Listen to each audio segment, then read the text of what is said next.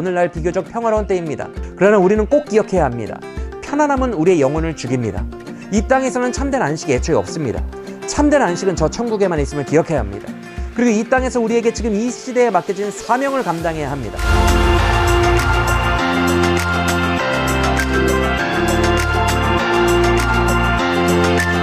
안녕하세요. 성경에 더있다 장민욱 목사입니다. 오늘은 사사기 10장에 아주 짧게 등장하는 두 명의 사사 돌라와 야일에 대해 살펴보려고 합니다. 먼저 돌라와 야일은요, 같은 시대를 살았던 사람입니다. 그런데 같은 시대를 서로 다른 가치관으로 살았던 사람들이죠. 사사기 10장을 보면요, 돌라와 야일의 통치기간 중에는 외적의 침략이나 고통이 없었음을 우리는 짐작할 수 있어요. 평화로운 시대 때 사사가 되면 얼마나 좋겠어요. 누구나 평화로운 시대를 살고 싶어 하잖아요. 왜요? 좀 더 편하거든요. 여러분도 그러시죠? 가정이나 직장 생활도 당연히 그러겠지만 신앙생활에 있어서도 가벼운 마음으로 그냥 행복하게 옵션처럼 하고 싶잖아요. 그래서 요새는 많은 기독교인들이 평화롭고 부담 없이 신앙생활하고 싶어서 큰 교회 가서 익명의 한 교인으로 예배만 드리고 빠져나오기도 합니다. 그리고 교회를 찾을 때도 조금 더 평화롭고 안정적이고 행복한 교회 공동체 어디 없나? 라는 헌신과 고생을 하기 싫은데 이렇게 기웃거려 보기도 합니다. 그러나 과연 우리 신앙인들에게 평화로운 시기가 진짜 안식일까요? 아니요. 더 적절하게 질문하려면 이렇게 질문해야 할 것입니다. 신앙인에게 이 땅에서의 참 안식이라는 게 존재할까요? 그렇지 않습니다. 이 땅에서의 안식은 우리를 죽이는 것입니다. 영원히 죽는 거예요.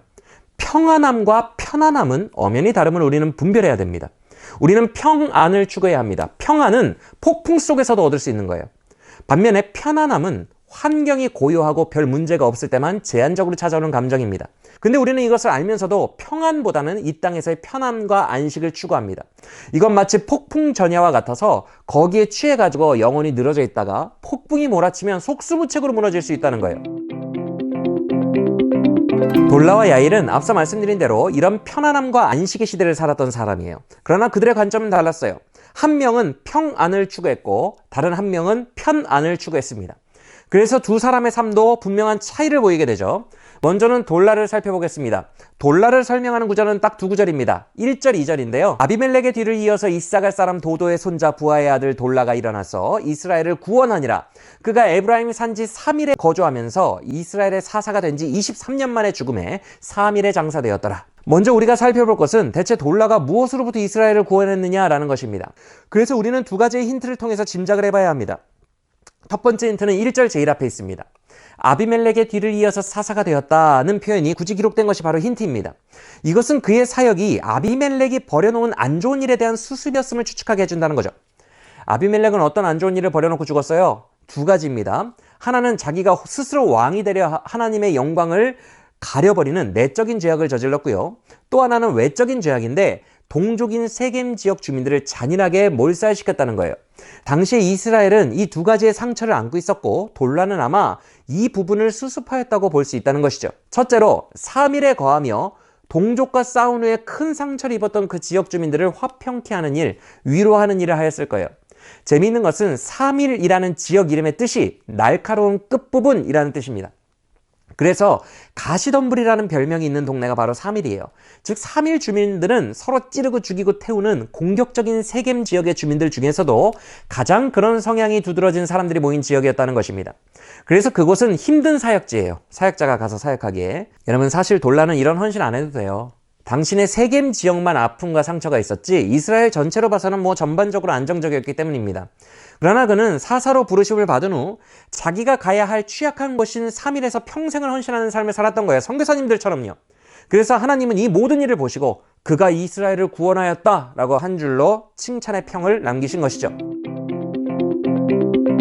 그러면 우리가 비교해야 할 또 하나의 사사인 야일은 어떻습니까? 그는 돌라 바로 다음 사사인데 돌라 때보다 더 평화의 시대를 살았어요. 근데 야일의 기록에서는 이스라엘을 구원했다는 구절은 전혀 없어요. 그는 하나님의 나라와는 전혀 상관없는 삶을 살았기 때문에 그래요. 그는 오히려 평화의 시기를 이용해서 편안한 삶을 추구하며 살았습니다. 그 후에 길르앗 사람 야일이 일어나서 22년 동안 이스라엘의 사사가 되니라. 그에게 아들 30명이 있어 어린 낙이 30을 탔고 성읍 30을 가졌는데 그 성읍들은 길르앗 땅에 있고 오늘까지 하봇 야일이라 부르더라. 야일이 죽음에 가몬에 장사되더라. 그는 먼저 자녀가 아들만 30명이었답니다. 그러면 딸까지 합치면 평균 한 60명의 자녀를 낳았다는 소리죠. 여러분 설마 이 많은 자녀를 한 여자에게서 낳지는 않았겠죠? 그래서 그는 수많은 아내를 두고 왕처럼 살았을 것을 추측해 볼 수 있어요. 그리고 그는 자녀만 많았던 게 아니라 그 자녀들에게 왕이나 타고 다니는 순나귀를 한 마리씩 타고 다니게 해주었고 심지어 성읍 하나씩을 통치하는 통치자가 되게 해주었다고 말씀합니다. 그리고 그곳 전체를 하봇 야일이라고 부르겠습니다. 무슨 뜻이죠? 그 성읍 30개는 다 야일의 마을이라는 뜻이에요. 자기 소유의 마을이라는 것이죠. 사실 평화기에 사사가 뭘 하겠어요? 다시는 환란을 겪지 않도록 백성들에게 참된 가치관과 말씀을 가르쳐서 계몽하며 준비시켜주는 게 중요한 사역일 수 있어요. 근데 그는 백성들에게 우리의 왕은 하나님이시며 이 땅도 하나님의 소유야 라는 진리를 가르치지 않았어요. 한국교회 오늘날 비교적 평화로운 때입니다. 아주 오랜 기간 동안 안식과 편안함을 누리고 있어요. 그래서 굳이 헌신하지 않고 편하게 야일처럼 신앙생활에도 크게 욕먹지 않는 시대가 되었어요. 그러나 우리는 꼭 기억해야 합니다. 편안함은 우리의 영혼을 죽입니다. 이 땅에서는 참된 안식이 애초에 없습니다. 그리고 이 땅에서 우리에게 지금 이 시대에 맡겨진 사명을 감당해야 합니다. 돌라처럼 하나님의 눈길이 머무는 곳인 나의 3일을 찾아야 합니다. 우리 주변에 상처받고 아파하는 가시나무 영혼들도 너무나 많습니다. 그곳에 우리의 시선이 향해야 합니다. 그리고 그곳으로 나아가서 그곳에서 뼈를 묻을 것처럼 헌신해야 합니다. 그때 내 영혼도 살고 하나님의 나라가 우리들 가운데 온전히 이루어진다는 것을 믿으시길 바랍니다.